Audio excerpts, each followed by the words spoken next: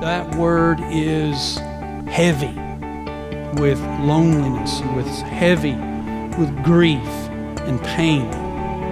So anyway, surely it was hard without Elimelech, but there were the boys and their new lovely wives. Things are looking up, but here is faith. He is always being faithful to his covenant.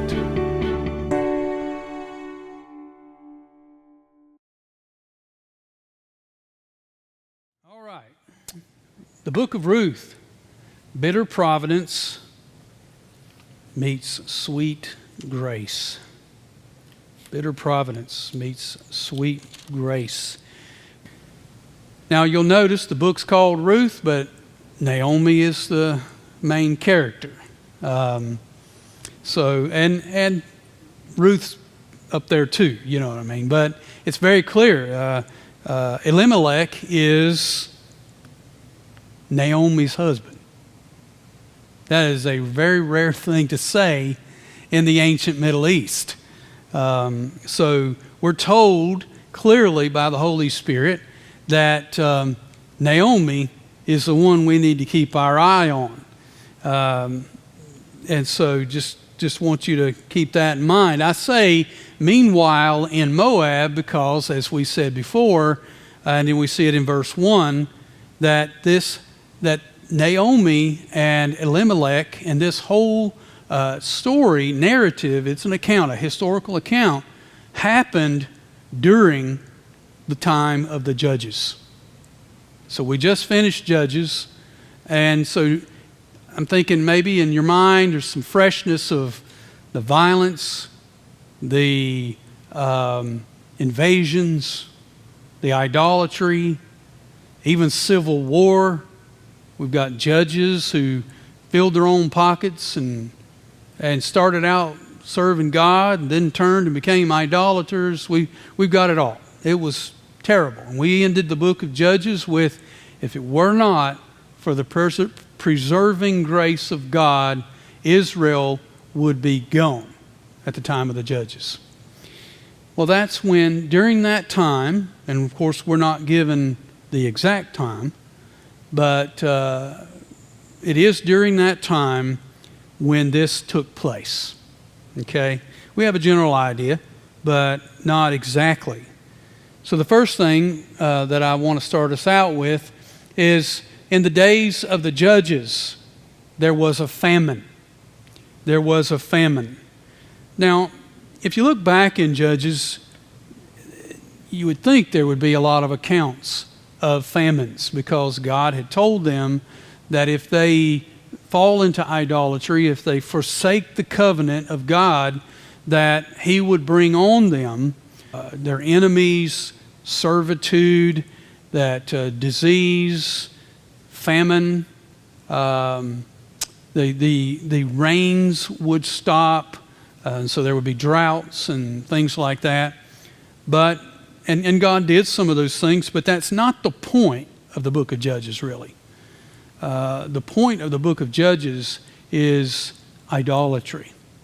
That's the biggest sin in the book of Judges, where the Bible wants us to see how Israel forgot God completely. That's the main point. Now, of course, there's the sin of violence and rape and theft and on it goes, you know. But the main sin in the book of Judges is idolatry. And so much of what we read in Judges is surrounding that, not necessarily focusing on all these other judgments that God was no doubt bringing into it. I mean, it said, and the people sinned, and God did this, you know, and so forth. But usually when it said they sinned, God brought in an enemy. You know, the Moabites or the Midianites or the Philistines or, you know, whoever. And so that was the focus. But what we're seeing here is, what's so neat about this is Judges, you're kind of getting a flyover. You're seeing a couple hundred years of history happening. here you get to narrow it down into a little village and see what was life like for just the average Israelite. What did they go through? Not Samson, not Ehud, or not, Jephthah, but Naomi and Elimelech. What was their life like? Well, at this time there was a famine, and it says that it happened during the time of the judges. And during the time between Ehud and Jephthah is when we typically think that this happened. If you remember in Judges, if you go all the way back to the beginning, Ehud was about the end of chapter 3. Okay? And then Jephthah is 9, 10, something like that. Jephthah's 12 here is he's having conflict with the Ephraimites.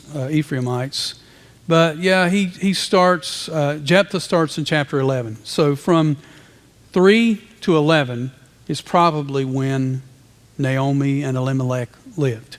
But now that's probably a 150-year period. So you can keep, some even argue that they lived during the time of Gideon. It'd be tough to prove that, but there you go. So anyway, we see though in Judges chapter 3 verse 12 with Ehud, and the people of Israel did again what was evil in the sight of the Lord. And the Lord strengthened Eglon, the king of Moab, against Israel because they had done what was evil in the sight of the Lord. So we do have that kind of judgment, but it's usually God bringing in an enemy. But famine was often a judgment for God's covenant people when they were unfaithful. In Deuteronomy chapter 28, verses 47 and 48, we see there where God said that if they disobeyed him, if they broke his covenant, that one of the things he would do was bring hunger and thirst. And in other words, that can come different ways. It can come through a drought. It could come through invasion, as other nation states would conduct raids. They would come into a village or a city and take whatever they could get their hands on, whether it was grain or animals or slaves, whatever they could get, they would take. And so, of course, if that happens, then there goes your food. So a famine can happen like that, or it can happen gradually over time. But either way, God says, it could also happen when the rains don't come. In that part of the world, they have the rainy season, so if they don't have the rainy season, nothing grows. That's it. That's all you have. You got this one chance when the rains come from the Mediterranean and water the crops. And if that doesn't come, you got a drought on your hands. And it may be another year before those rains come back again. So that could easily put you into a very dangerous situation. And so God said he would use hunger and thirst or famine as a judgment for covenant unfaithfulness. And God's covenant, though, still stands. And I think this is one of the main points that we're supposed to get from the book of Ruth, that God's covenant still stands.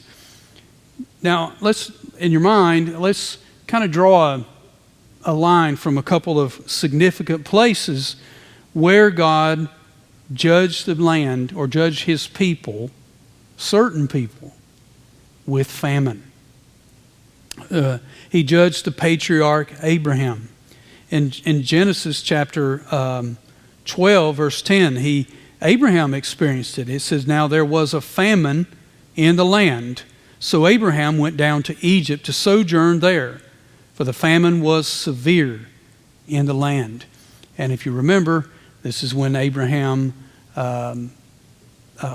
basically lied about who Sarah was, and she was taken and was almost going to be married to the king until God intervened and gave him a nightmare. And in that nightmare, he said, don't touch this woman.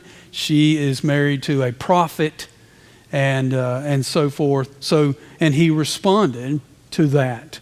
But we would say that Abraham was not acting on faith by forsaking the land of Canaan and going into Egypt for food.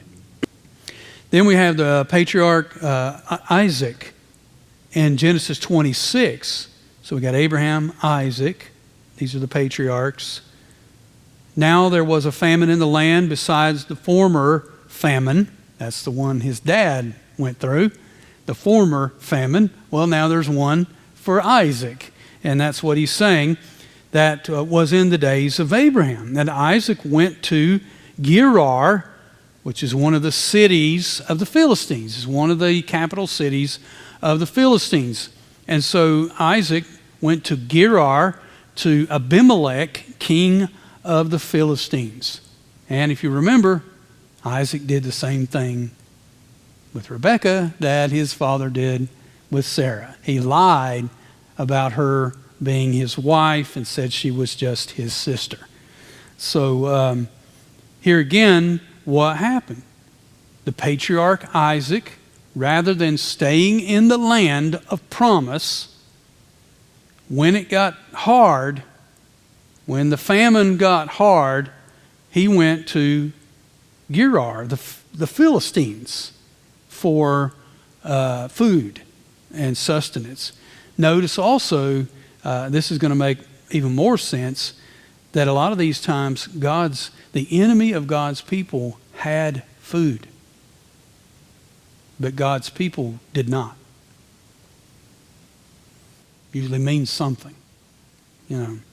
Then we have also Jacob. Now here's one time when the patriarch Jacob went to Egypt, but he went to Egypt being commanded by God. And Genesis 46, it says, so Israel, that's Jacob. Remember, he was renamed Israel. So Israel took his journey with all that he had and came to Beersheba and offered sacrifices to God, to the God of his father, Isaac. And God spoke to Israel in visions of night and said, Jacob, Jacob. And he said, here I am. Then he said, I am God, the God of your father. Do not be afraid to go down to Egypt, for there I will make you into a great nation. I myself will go down with you to Egypt, and I will also bring you up again, and Joseph's hand will close your eye. So in other words, he says, now Jacob, if you remember now, if you go back into that context, Jacob has been in the land of promise. He is in this drought. He's sending Joseph's brothers down to Egypt to get food and grain from this Egyptian, who's Joseph in disguise, and they're bringing it back. But the truth is, Jacob is still sitting there. He has not forsaken the land of promise. So, we give Jacob a hard time, but I think at this point in his life, he had learned the lesson of his father and his grandfather. Don't leave the land. And of course, he had already lost, I'm sorry, I said Rachel earlier, didn't I? He'd already lost Rachel. Isaac had Rebekah. Did I get that backwards? I think I did. So anyway, but you see, Jacob did not leave the land. until God came to him in a dream and said, Jacob, it's okay. Go to Egypt. I'm going with you. And I'm going to bring you or your people back out someday. But now Joseph is going to close your eyes with his hand. You know what that means? You're going to die in Egypt. Joseph's going to close your eyes the final time, which I'm sure Jacob was completely happy with. He missed Joseph so much. But God was also saying, I'm going to use your enemy, Egypt, to grow you into a nation. I'm going to put you right there, going to leave you there for 400 years, let you multiply and all of that, and then eventually I'm going to bring you out and make you a great nation. And so I want you to see here that this idea that in the days of the judges there was a famine, this sentence is loaded with information. All of what I just gave you, we are supposed to read in verse 1. We're supposed to read this and know the havoc, the chaos that went on during the judges period, and that these people were living during that time. We're supposed to see that there was a famine in the land, and we know what a famine means. That God wasn't necessarily happy with something that Israel was doing. And so that's very important for us to keep in mind. The second thing is a man leaves Bethlehem for the fields of Moab. A man leaves Bethlehem, Judah, for the fields of Moab in verses 1 and 2. The second part of 1, it says, and a man of Bethlehem in Judah, because there was two Bethlehems actually. So Bethlehem and Judah. Notice they are Ephrathites. Did you see that? Verse 1, first part. Who else came from Bethlehem, Ephrathah? Jesus. Yeah. Interesting, huh? And so that's what it is. The Ephrathites were a clan in Bethlehem. In other words, Bethlehem wasn't just that clan. That was one clan among hundreds, maybe even thousands, I don't know, but probably more like hundreds in Bethlehem, Judah at that time. So it says, so a man of Bethlehem, Judah, went to sojourn in the country of Moab, and he and his wife and his two sons. The name of the man was Elimelech, the name of his wife, Naomi, and the names of his sons, Mahlon and Chilion. They were Ephrathites from the Bethlehem in Judah. They went into the country of Moab, and they remained there. They did not go there, buy grain, and come back. They moved. They moved there. They left the promised land. So who and where is Moab? Well, very interesting study. And we need to keep this in mind. In Genesis chapter 19, we read about Sodom and Gomorrah being destroyed. Remember that story? Okay. And Lot was the man, Abraham's nephew, who was living in Sodom at that time. He and his daughters, his wife, and their husbands. Well, of course, their husbands laughed at Lot, and his wife looked back and turned to a pillar of salt. But Lot and his two daughters made it out of the burning city. By the way, they've discovered Sodom and Gomorrah. If you want to, it's in the book, that book I've recommended by this Joel Kramer, I believe. It's great, very interesting. You can still find brimstones there in the ground. Just pick them up, look like a rock, but it's a brimstone. Put a lighter to it, and it still burns. So anyway, Sodom and Gomorrah were there. And what happened with Lot that night? Well, his daughters convinced themselves that they were no other men in the world. And so they got their father inebriated and committed the sin of incest. And 2 boys were eventually born, one of which was a boy named Moab.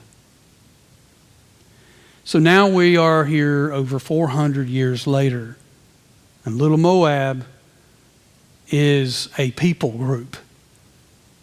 They're a nation, just like Israel. So that's who Moab is. Numbers 22, we see that Moses established an encampment on the plains of Moab. We also see in that chapter that the Moabites conspired with the Midianites to curse and pollute Israel. See, the Moabites despised Israel. They did not want to share the land. They hired Balaam, the false prophet, to curse Israel. But of course, God would not allow him to curse Israel, but he turned instead and blessed Israel. But the Moabites hate Israel. They even combine forces with the Midianites to hurt Israel and its spiritual progress. In the book of Judges, we see that after Ehud's victory, Moab was, for the most part, under Israelite control. So in Judges chapter 3, we see Ehud go in and conquer Moab.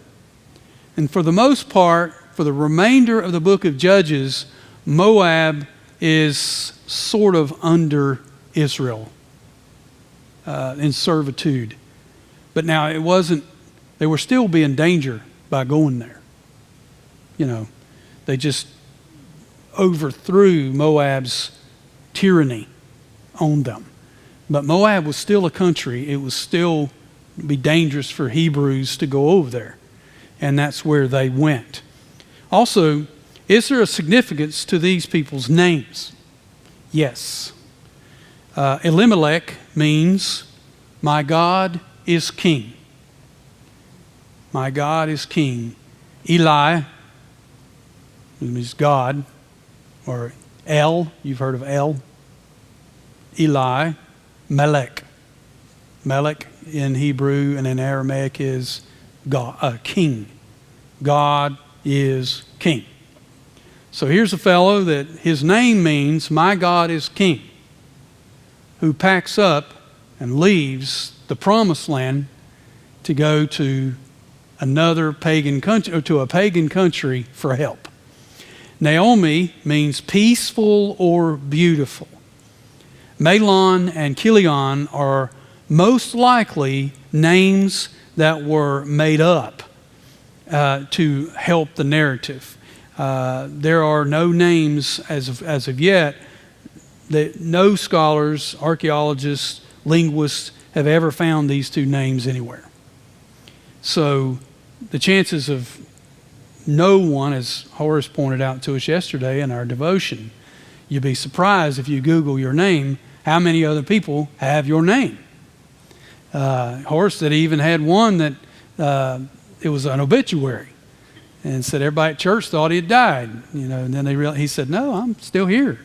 He had to tell them that. But here's the thing: nobody has a name that no one else has used, and so more than likely, these are pseudonyms or names that have been given to these men to push the story forward, to help explain to you and me what's going on.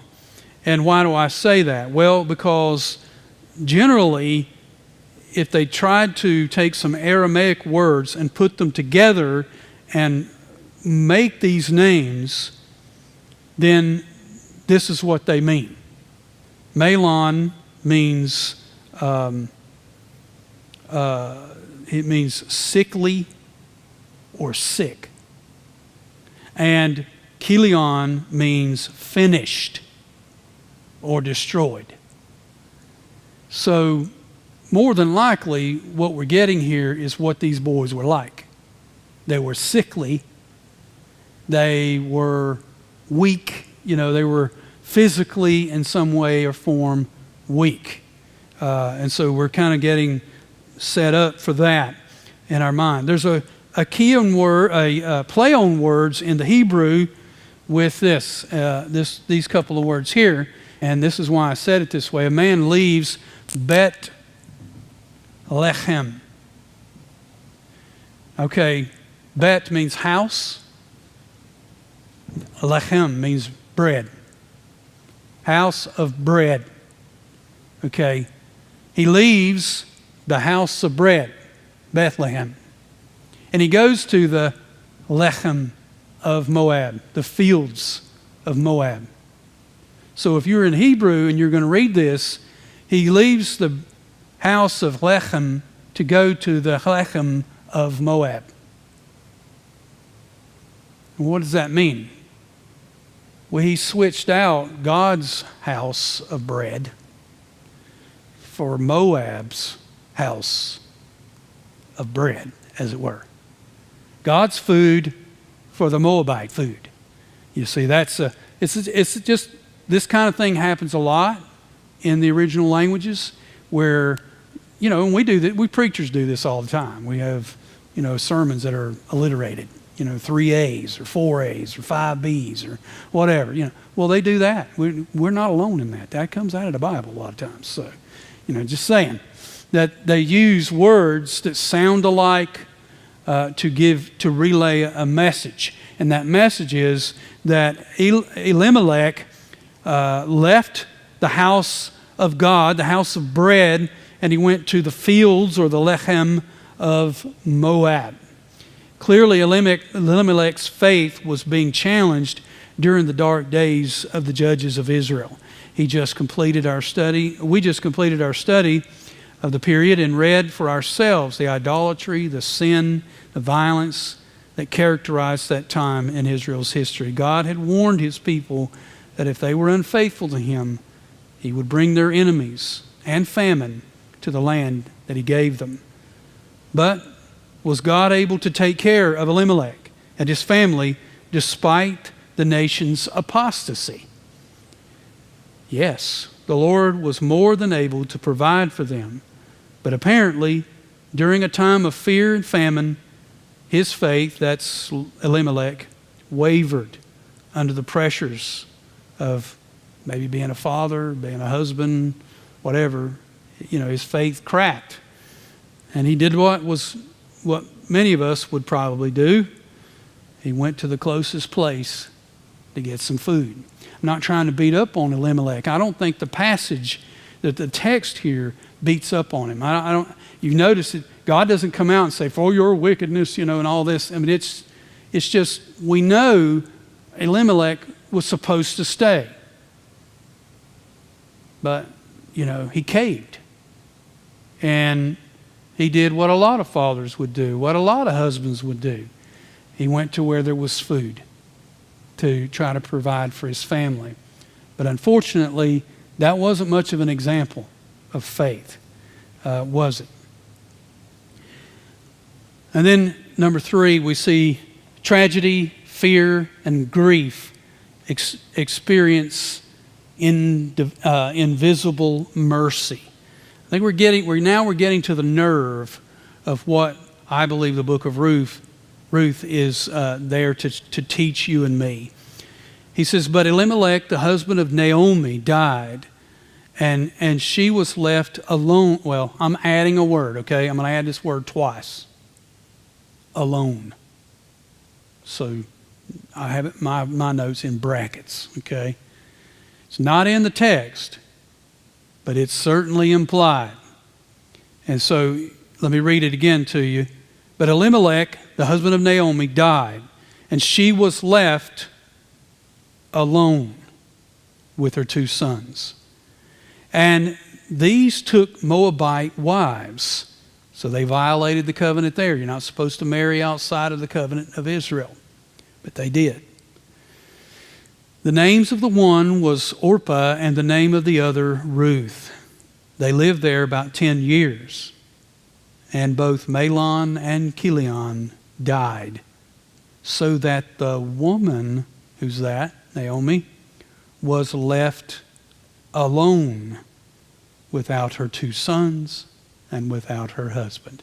The reason I say that is I want us to at least think that way, is because that's the emphasis of the passage. It's not just telling us that these 2 guys died and that she had also formerly lost her husband. It's telling us Naomi was now alone. She had followed her husband into a foreign land. She clearly loved her husband, but for whatever reason, we're not even told why he died. And there it says, and she was left with her 2 sons. Now, that's not saying like, these 2 guys, she's left with them, That's not what it's saying. It's saying that he's gone. The love of her life is gone. She's left with her 2 sons alone. They're sons. She loves them, but they're not her husband. And then years later, the boys marry. But, I just want to share this with you. I'm just going to read it because I don't want to leave anything out. So while in a foreign land, tragedy struck Naomi. Her husband Elimelech died suddenly. We're not told how or why, but we're told something that helps us discern the Spirit's purpose for us in this blessed and beautiful portion of Scripture. Naomi's beloved died, and she was left with her sons only. But before Naomi is overcome with grief, a bit of respite entered her life. Both Mahlon and Chilion fell in love with Moabite ladies and were soon married. They shouldn't have married Moabite women, but it did seem like they picked 2 good ones, See, the Bible's not approving it, but at the same time, it's not condemning it. And I think why? Well, because of the tragedy. The last thing you'd want to do with somebody who's lost loved ones is to come down on them,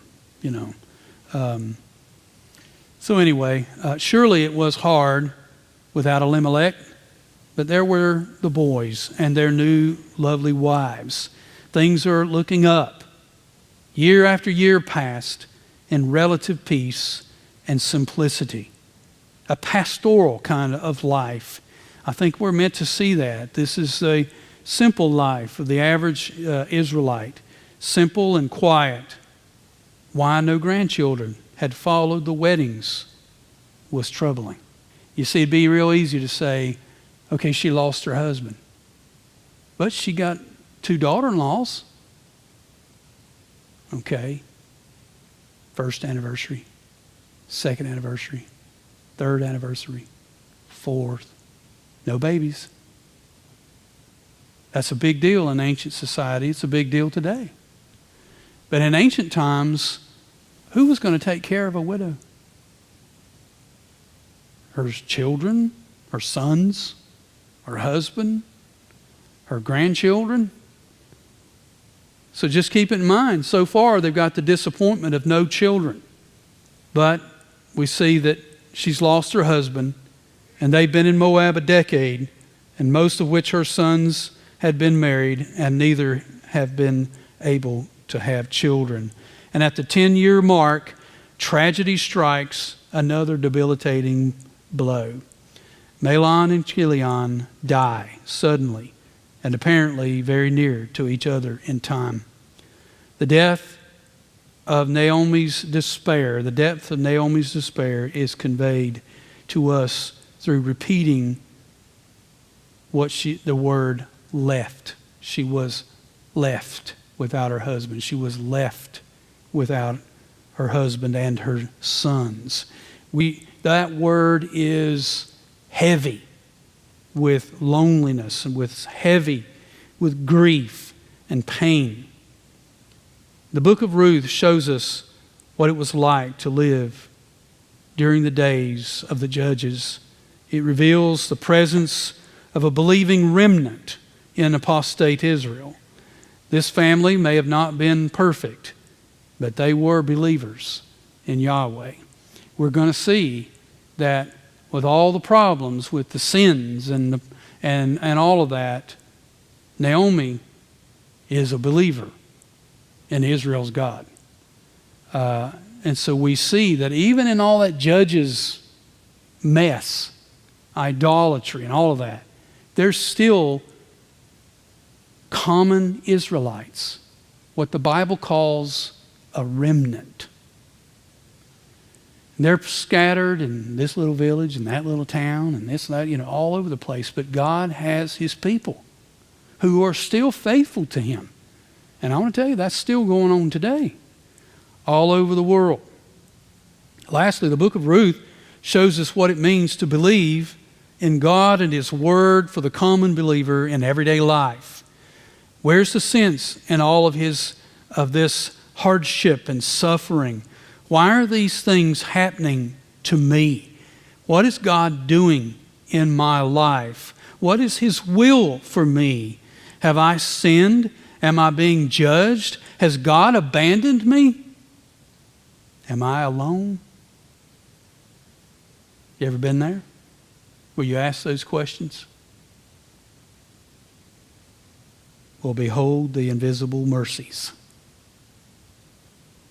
God is not in a hurry, and His purposes are not always discernible in this time. But here is faith. He is always being faithful to His covenant with us in Jesus Christ, just as He was in the lives of the patriarchs and Naomi. You remember I said the patriarchs experienced the famines. And almost every scholar that really studies this passage in the original says that this concept of Naomi and Elimelech going through the famine is a hearkening back to the patriarchs.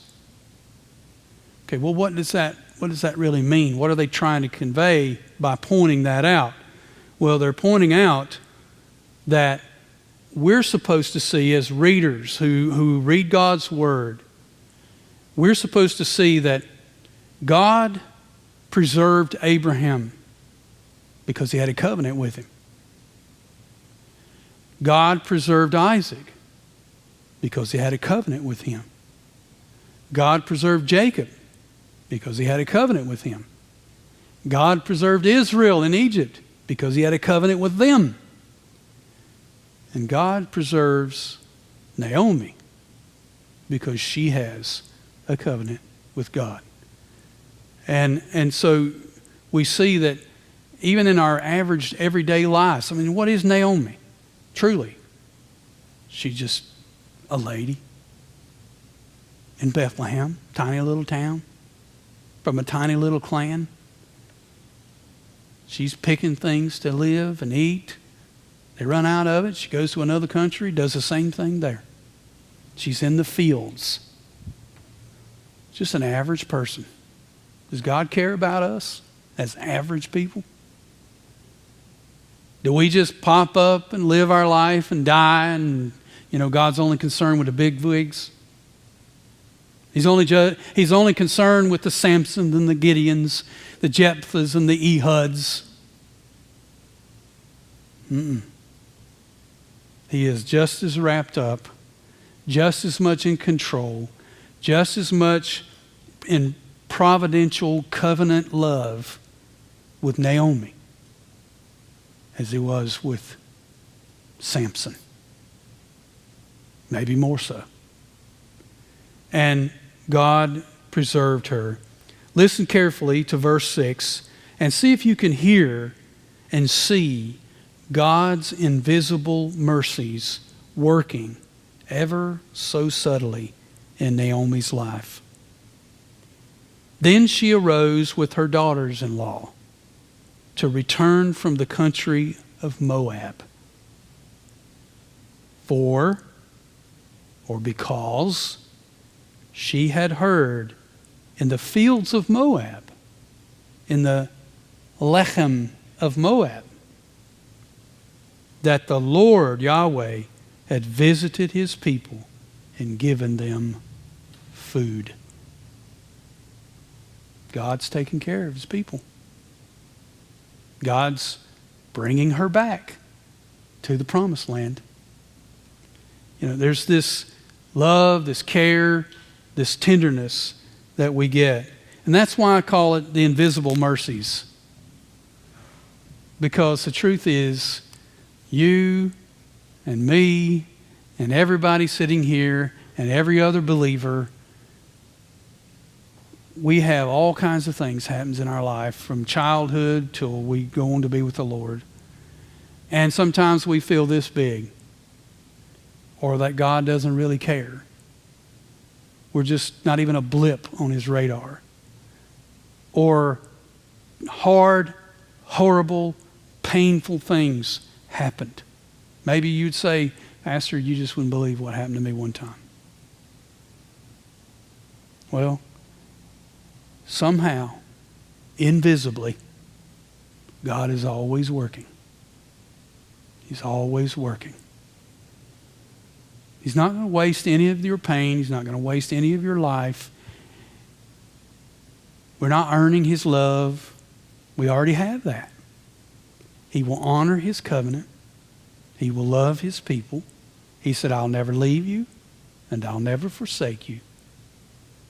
And I promise you, all things work together for good to them, not everybody, but to them who love God and who are called according to his purposes. So we don't always see what God is doing. We might not know till we get to heaven. Or we may know 5, 10, 15, 20 years later. But God's always doing, as one man said to me one time, God's always doing 100 more things than you know. So look for the invisible mercies. Let's pray. Father, we